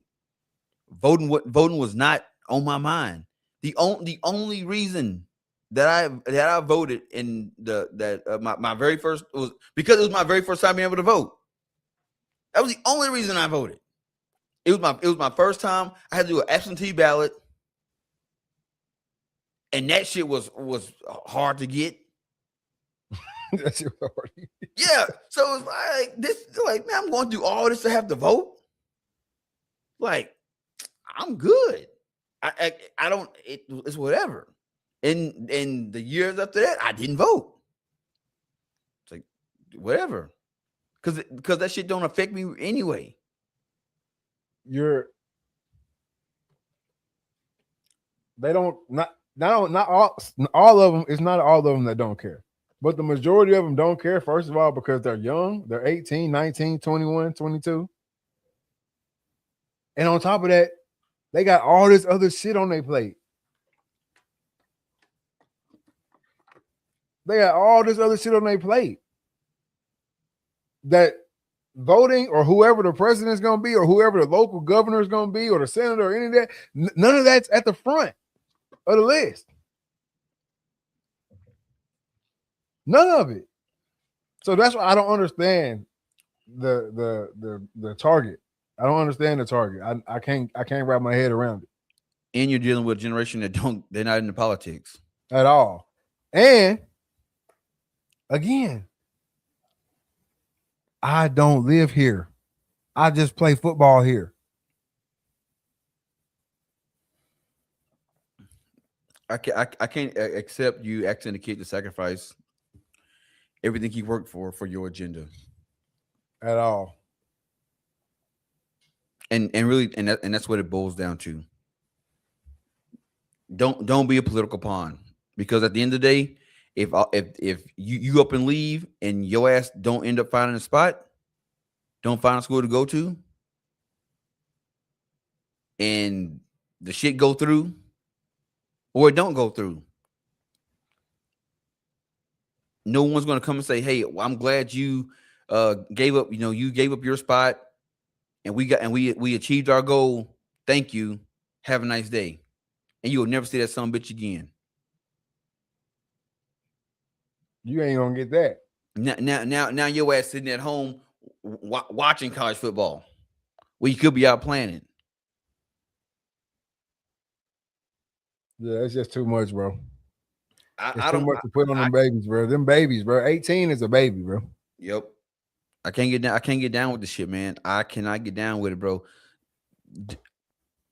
Bro, like I said before, this boycott shit, it just don't work, man.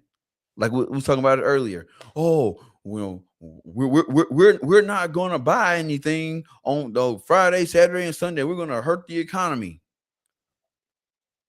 The majority of people went Wednesday and Thursday and bought double the shit they had. And would you say Monday bought some more because they was hurting over the weekend? Yeah, Monday bought some more because they were starving. Matter of fact, I want to say after that whole boycott the black dollar and all that shit, I want to say that Monday and Tuesday, Amazon fucking skyrocketed because motherfuckers started buying shit. Because you sitting at home looking, man, boy, Monday, I'm gonna buy. Put in the cart, add the cart, add the cart, add the cart. So it was Monday, bam, bought all that shit. $500. Hell, and had you not did the boycott, you probably would have spent $500 the weekend, bro. Old buddy said it a long time ago. The revolution will not be televised at all. This shit just gonna pop up and happen. But these what they call these activists, these political activists and all that shit, they want the clout. Mm-hmm. They want the fame. They want to be in front of the TV. They want the views and the clicks and the likes and shit. So they got to get online and do this all right here. Okay, so you trying to stage this boycott or protest or whatever the hell you trying to do. The people you protesting and boycotting against can now put shit in place where your boycott won't help. Won't help. It won't do anything. It'll cancel this shit out. Hey, man, they said they ain't buying shit this weekend. Shit, we ain't gonna open this weekend. Put that shit on sale. Put it on. Ooh. Put that shit on sale. They talking about not buying shit for the weekend. Put that shit on sale. Run the hottest sale we ever ran before. Yeah, some of y'all might stand strong. But I promise you, it's some motherfuckers that been looking at these shirts. Been looking at these clothes. Been looking at this food. That PS5 was $500. Shit, they marked them over down $399. Shit. Put it on sale for half. It's easy work. Are we gonna do a protest? Meet me at Clinton Park at 2 o'clock on next Wednesday. And you show up and the police waiting on your ass.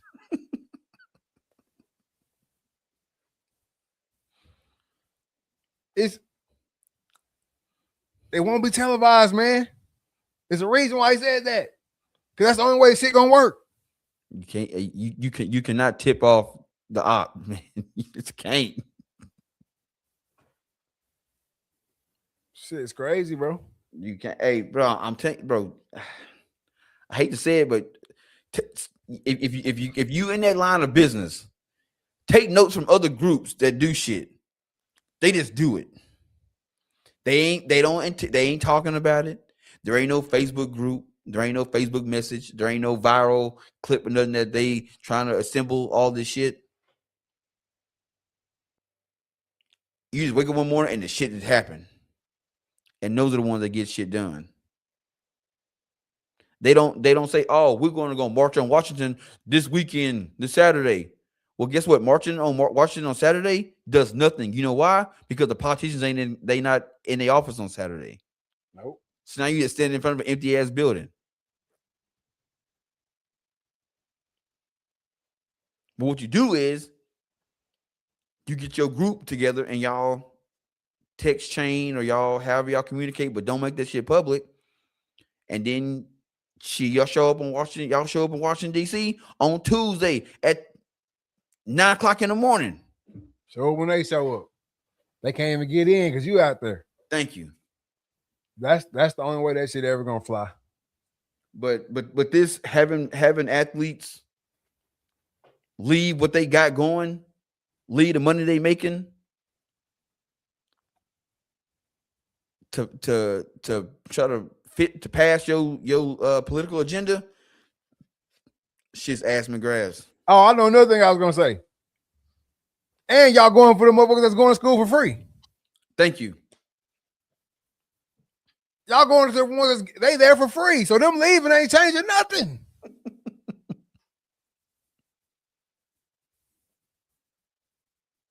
Go to the ones that's paying that tuition. Y'all leave. Get in their pockets. Them the ones that's gonna hurt. Y'all, come on, man. This shit's just it's out of line for me. It's out of line for me. But man, the NBA Conference Finals probably the best matchups we've seen in a long time.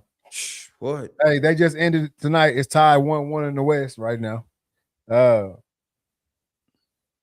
we can talk about the first game. Double OT, even in the West. Double OT. First time both series actually went to OT in the conference finals in the first game. First time in NBA history. But that first game, man, Victor Wembanyama, youngest player. I think it might be the only player to go 40 and 20.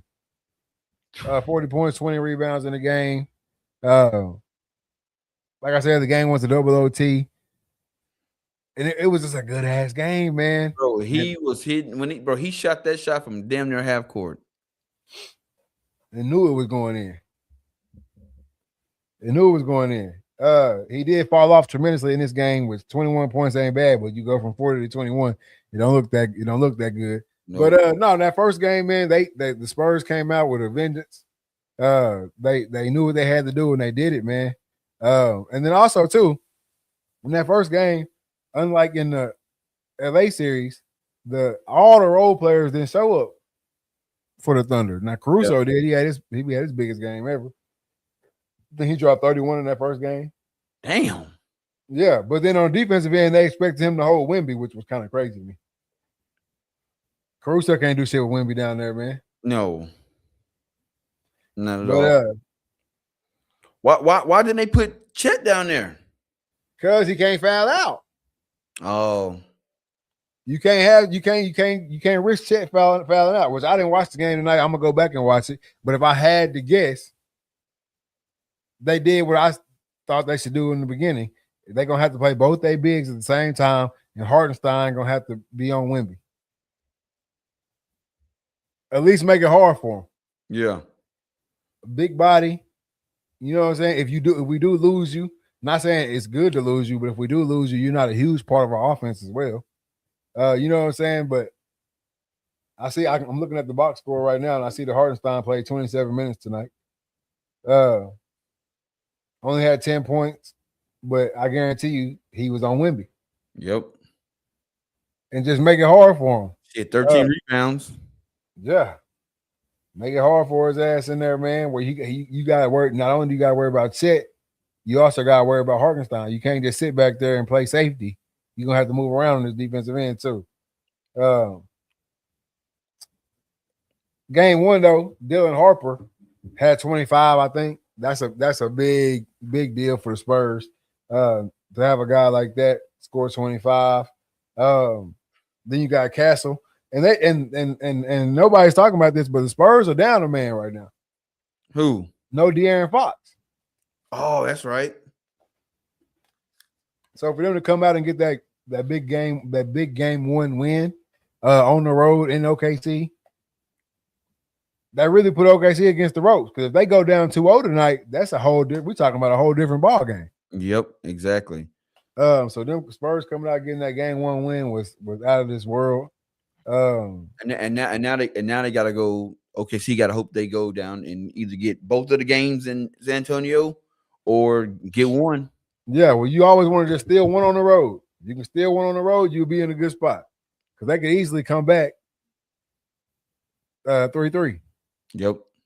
Or no, 2-2. My bad. They come back 2-2. Coming back home. But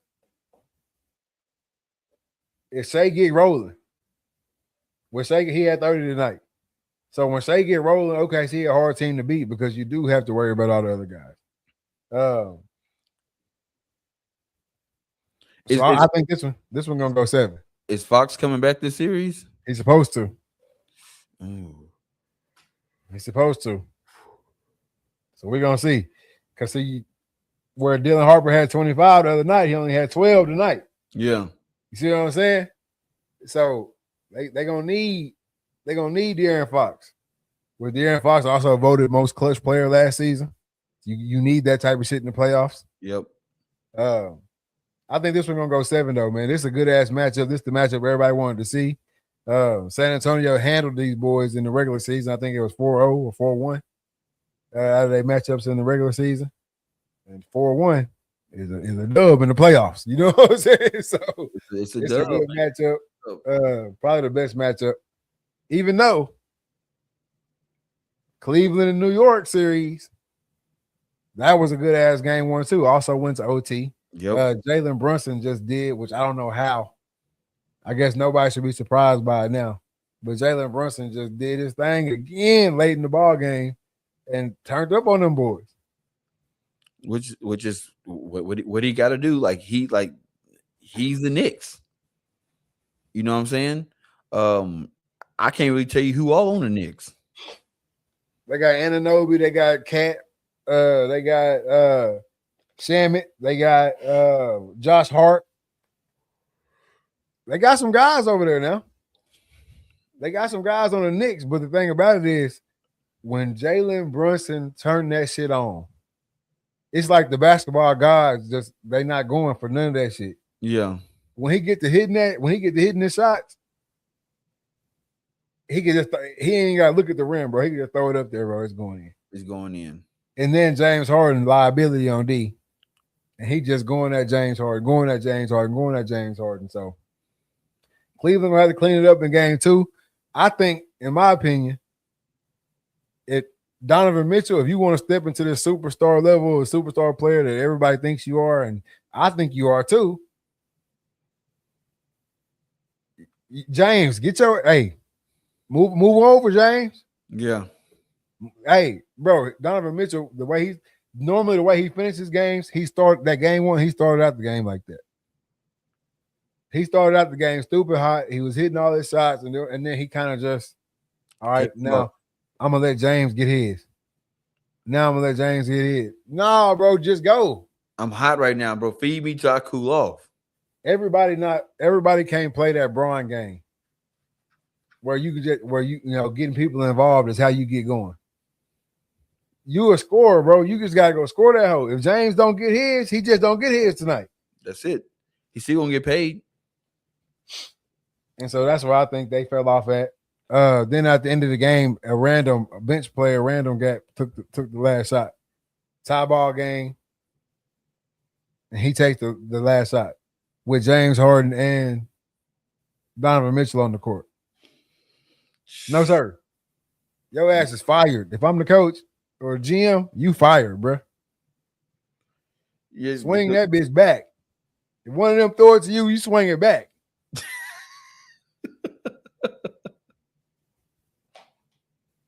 Donovan Mitchell or James Harden is taking his last shot. That's all there is to it, man. But no, I think this is the most evenly matched conference finals we've had in a long time. Yeah, I'm excited for it, man. I would love to see Cleveland take it in the East, but I also know what it would do for Bronson's career if he can get the Knicks to the finals. Yeah. I don't see Cleveland beating them boys. I ain't gonna lie to you. Not after that shit last night. They was up 22 with like 7 minutes left.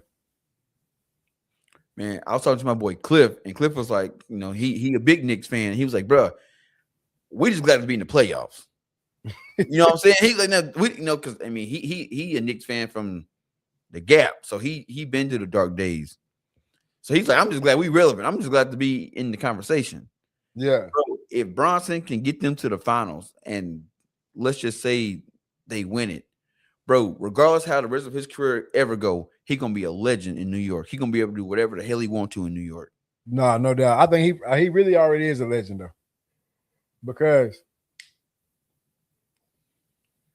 most of the time your microwave guy is a third or fourth guy on the team or a bench player. He's a legitimate superstar microwave guy. Yeah. And we haven't seen that shit in a long time. The way the Gordon turned up for him, we ain't seen that shit in a long time, bro. And then, like I said, when he get to hitting it, it don't matter. It's going in. Yeah. I mean, when he's like I said, I was watching that game last night live. And when he hit the first one, I said they finna come back. They about to come back. And bro, it was after that. I don't know if he missed again. I don't know if he missed again. Bucket after bucket after bucket after bucket after bucket. What do you have? I don't know. Remember what he finished with. Let me see.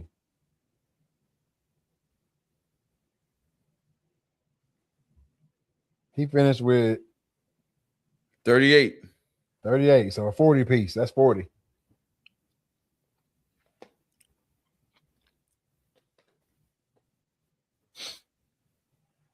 $38. Bridges had 18. Hart had 13. Towns had 13, which I think is unacceptable. But he also had 13 boards too. And Anunoby had 13. They was getting, like I said, they was down 22 with like 8 minutes or 7 minutes and a few seconds to go in that game. And bro, when I tell you he literally took the game over. He just took it over. It was loud in that joke. It was fun to watch. And when the game is fun to watch, somebody out there cooking for real. Exactly, man. And Donovan Mitchell had 29, so she 30 points. James Harden had 15. See, James, he was 1 for 8 from the 3-point. And you can't be 1 for 8 from the 3 and you James Harden. Sorry. Nope. Well, the cat that took the last shot, he a bench player, bro. His name is what is his name? Merrill. Sam Merrill. Which I will say, Sam Merrill, whoever your shooting coach was growing up, they did a hell of a job. I ain't never seen the form that good.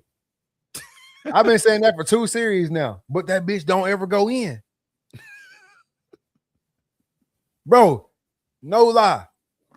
When they kick it to him, bro, it's so pretty, but it don't go in. It just don't go in. When he pulled up for that shit last night, bro, I said that shit off, and that shit was off. Well, it sounds like if he ever get on, he got the stroke. He's got to make some adjustments and then get that joker falling. Once he get the falling, he gonna be hell. No, he gonna be hell. Let me see how old Sam Merrill is too, because I don't even know who he is for real. I just know in that last series I was watching, I was like, damn, that shit look good going up. 6'4", 205 pounds out of Utah State.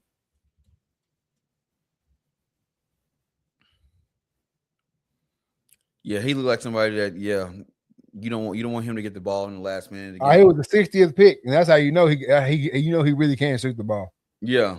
I know I've been talking shit about him saying it don't never go in, but he really can't shoot it because he was the 60th pick in the second round in 2020, and he's still balling. He was in New Orleans. He got picked 60th pick. Yes, round 2, 60th pick to New Orleans. His 5th season. Started with the Cavaliers. Started with the Milwaukee Bucks. He got drafted to New Orleans. The Sam Merrill I'm looking at from the Cavs, it says dates joined 2020 Milwaukee Bucks. What I'm looking at right here, ESPN says round 2, pick 60 to NO. Number 5? Yeah.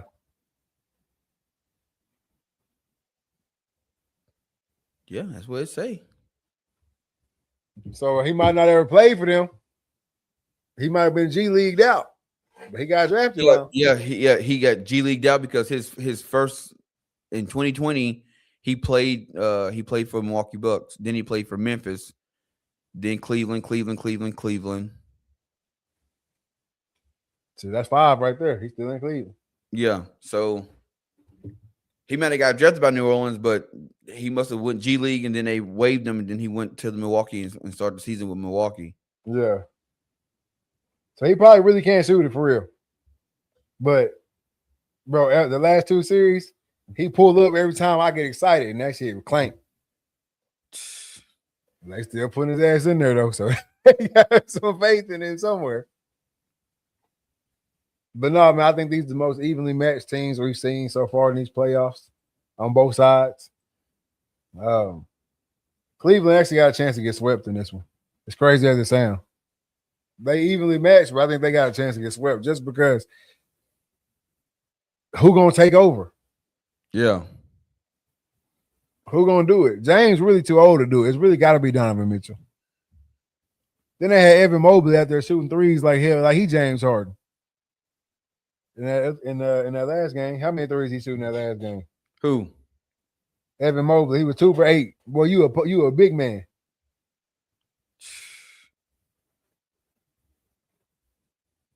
Can't do it.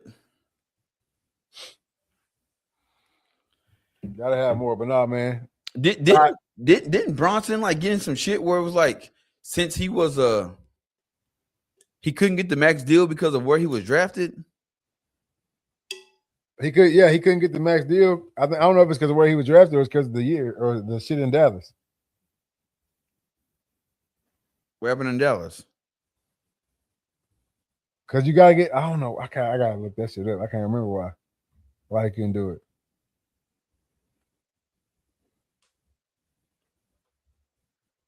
Yeah, I can't remember what it was.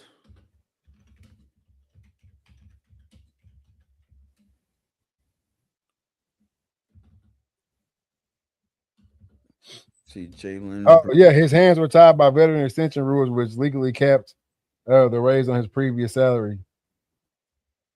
Yeah,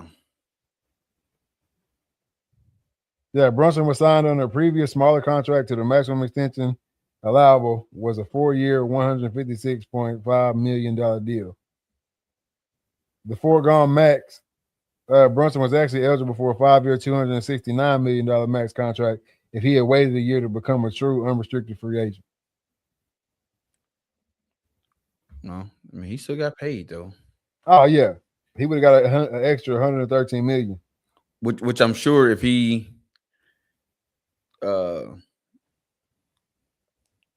win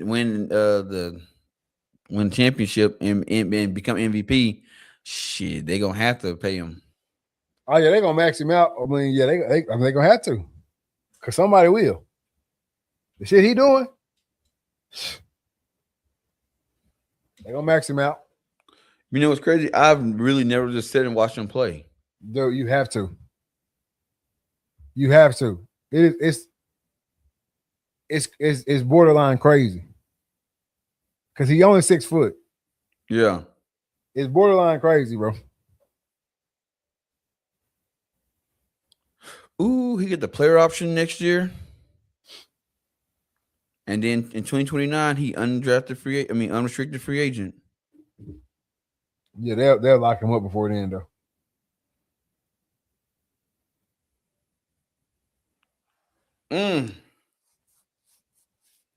Yeah, I'm gonna be watching the game tomorrow for sure. Yeah, you're gonna have to lock in and check him out, bro. He a little different. He a little different. Shout out to him, man. Shout out Brunson. Shout out the Knicks. Shout out to the whole playoffs right now. This NBA playoffs have been good shit. I can't believe Detroit got beat by Cleveland, but hey, Cleveland, you here now. Let's go. Yeah, you here now. Take that shit 7. Take that shit 7, bro. But man, we gotta get to my favorite part of the show, man. We gotta get to my mental health checks, bro. I gotta know how you doing. 1 through 10. Personally, what's going on with you? Physically, you taking care of yourself. Business wise, what's coming up next? All right. So personally, man, started work again yesterday. Yesterday was just an admin day, work from home. Uh, just make some phone calls, print out some stuff, read some reports and all that. So pretty easing back into it. But then today I was actually out in retail, and it's just like it's like I never left. You know what I'm saying? You like, oh, I've been off 4 months. I'm gonna walk in and had this spark. Shit, it's like walking to the first store. I was like, man, it's like man, where them 4 months go? But everything's good. Family's good. We Today was Tia's birthday, so we celebrated. We couldn't have a cake because of our diet, so we had made she made low fat pudding, and we put a candle in it and sang happy birthday. So just a good day, and so personally, I'm sitting at about an 8. Um, Physically, man, we are on day 18. Day 18 and 75 hard. See if I'm right. Day 17, my bad. Day 17 and 75 hard. Um, I mean, I'm down 15 pounds. Um, this book that I've had for like the last year, getting through it, man, loving it. I'm reading more than my 10 pages a night. Just Yeah, getting into it. Hell, Tia's already finished her book. She had to go buy another book today. So like, but she's like to read though. So she probably when she reads, she reading for like an hour, 2 hours. I I'm reading, 20, 25 pages, and call it. But getting up every morning, working out, feeling good. We get our afternoon workout. Normally we go for a walk, but this week we decided to start doing like driveway workouts. So I got the sandbags, I got the step up boxes. We got the sleds out doing all that. So we bring little Theo out, put her in a little little seat thing she got, and she's sitting there and she watch us work out and listen to music, and she enjoy it. So um physically, man, I'm feeling from probably about a 7 right now. My legs are just out of there. Uh had a brutal back workout yesterday. So and tomorrow is gonna be, arm, shoulders, and chest. So it's just feeling good though, but like I said, physically I'm about a 7. I feel good, but I'm sore. And then yeah, business wise, man, had two shows this week, dope shows. Uh, you know, I got 2 elite boxes coming tomorrow in the mail. More gear. So I'm going to call you up for another photo shoot, get going, and eventually I got to get my got link up with Brett and get my bow and stuff set up and start shooting that. Um, but other than that, man, hunting season, man, drew an elk tag, so gonna be shooting elk. Actually, called Rex, and he was all because he told me, he said, man, if you draw, he goes, I'm not gonna put in, but if you draw, then I'm gonna I'll go with you and help you pack out. So yeah, I drew this morning. So yeah, going out and you know, get that elk. Unfortunately, it's a cow tag. It's not a bull tag, but at this point, it's just about getting elk in the freezer. yeah, no doubt. Get that freezer queen in. So business wise, man, I'm feeling good, man. If you go to the Dreaded Archer website, there's nothing up there now. No merch. All merch has been taken down. Um, about to get in the lab with some of my designers, and we're gonna come back with some fire gear. And it won't be like it was in the past where I just put something up, post a picture on Instagram, and it's up. I'm actually going to start doing some rollouts. So if you are around and you like to take pictures, or not take pictures, but you want to be, a model in this, I need your help. So reach out to me, or I'll reach out to you, whatever. But yeah, I can't wait to get that going. And like I said, hunt season right around the corner, man. So business wise, man, I'm sitting at about a 9. Heck yeah, man. That's what we like to hear, man. For myself, personally, like I always say, man, no complaining out of me, man. Everybody happy, everybody healthy. So we just knocking these things down, knocking these days down one day at a time. Um, so personally, man, I gotta say 8. on a personal scale, man. Physically feeling good, still on my no cholesterol, low cholesterol diet. You know what I'm saying? Feeling a lot better, man. Not as bloated, things like that. Um, and just doing it, man. Is it good at times? Is it pretty at times? No, it's not. Am I tired of eating salad and shit? Yeah, I am. But hey, it is what it is, man. We just dragging through this thing. We're getting it. We're getting it. So feeling pretty good physically, man. I gotta say about an 8 on the physical scale as well. And then business wise, man, hey, no complaining for me. Um, I'm not saying I took it a little break, but I have backed off a little bit in these past couple of weeks. I'm planning on jumping right back in there though. Work is work, just getting it done, man. Got a lot of stuff on the horizon with that. But yeah, Nicholas Free Photography, man, got all my photos out, all graduation photos, senior photos, all those are out and in the hands of their rightful owners. Everybody happy with the work, so I can't complain about that at all, man. I'm just I'm ready for the next thing. Whatever come next, I'm with it. So if you need photos, you need video, whatever, book me. Get on the website. Get on the Facebook page. Send me a message if you got my phone number. Hit me on the phone. We'll get you set up. Get you taken care of, man. So I gotta say about an 8-9 on the business wise as well. Shit, how you feel after that benefit game? Oh man, I was a little sore. I can't lie. I was a little sore after that mug.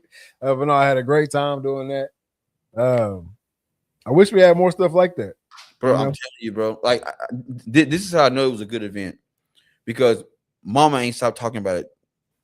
She just like she goes, I really enjoyed that myself last Saturday. That game was pretty good. No, man, it was. It was legit. Had a good time, man. Good energy, good vibes, man. Red River put on a great show. Put on a great event. Got the kids involved. Got the little fan interaction. It was a good event, man. It was a great time. And then got a lot of people out there, back in uniform that probably haven't been in uniform in 10 plus years. Yep. Everybody had a good time with no drama, no none of that, man. Just a good time, a good event, and had some fun doing it. So shout out to Red River Gibbs for putting that game on, man. I'll be back next year. And that was pretty much the consensus of everybody who was out there. Like, shoot, we're gonna play again next year. Yeah, I saw some cats on on Facebook talking about someone. They didn't act the real ones to come out and play. Like that wasn't your event, Playboy. We don't need that kind of shit out there. No, man. It was, first of all, your company got a sponsor, so that's gonna knock a bunch of people off the list. You know what I'm saying? So, man, it was a good time, man. It ain't for the people that's out here hooping every day. No, it ain't for that. It's for the cats who ain't hooped them forever. It really, it is what it is. But no, it was a good event, man. It was a great time. I think everybody. I haven't seen a bad thing about it yet. It was a great time. That's all I can say about it, bro. It was a great time. We had got the family together. Seen a bunch of families in there.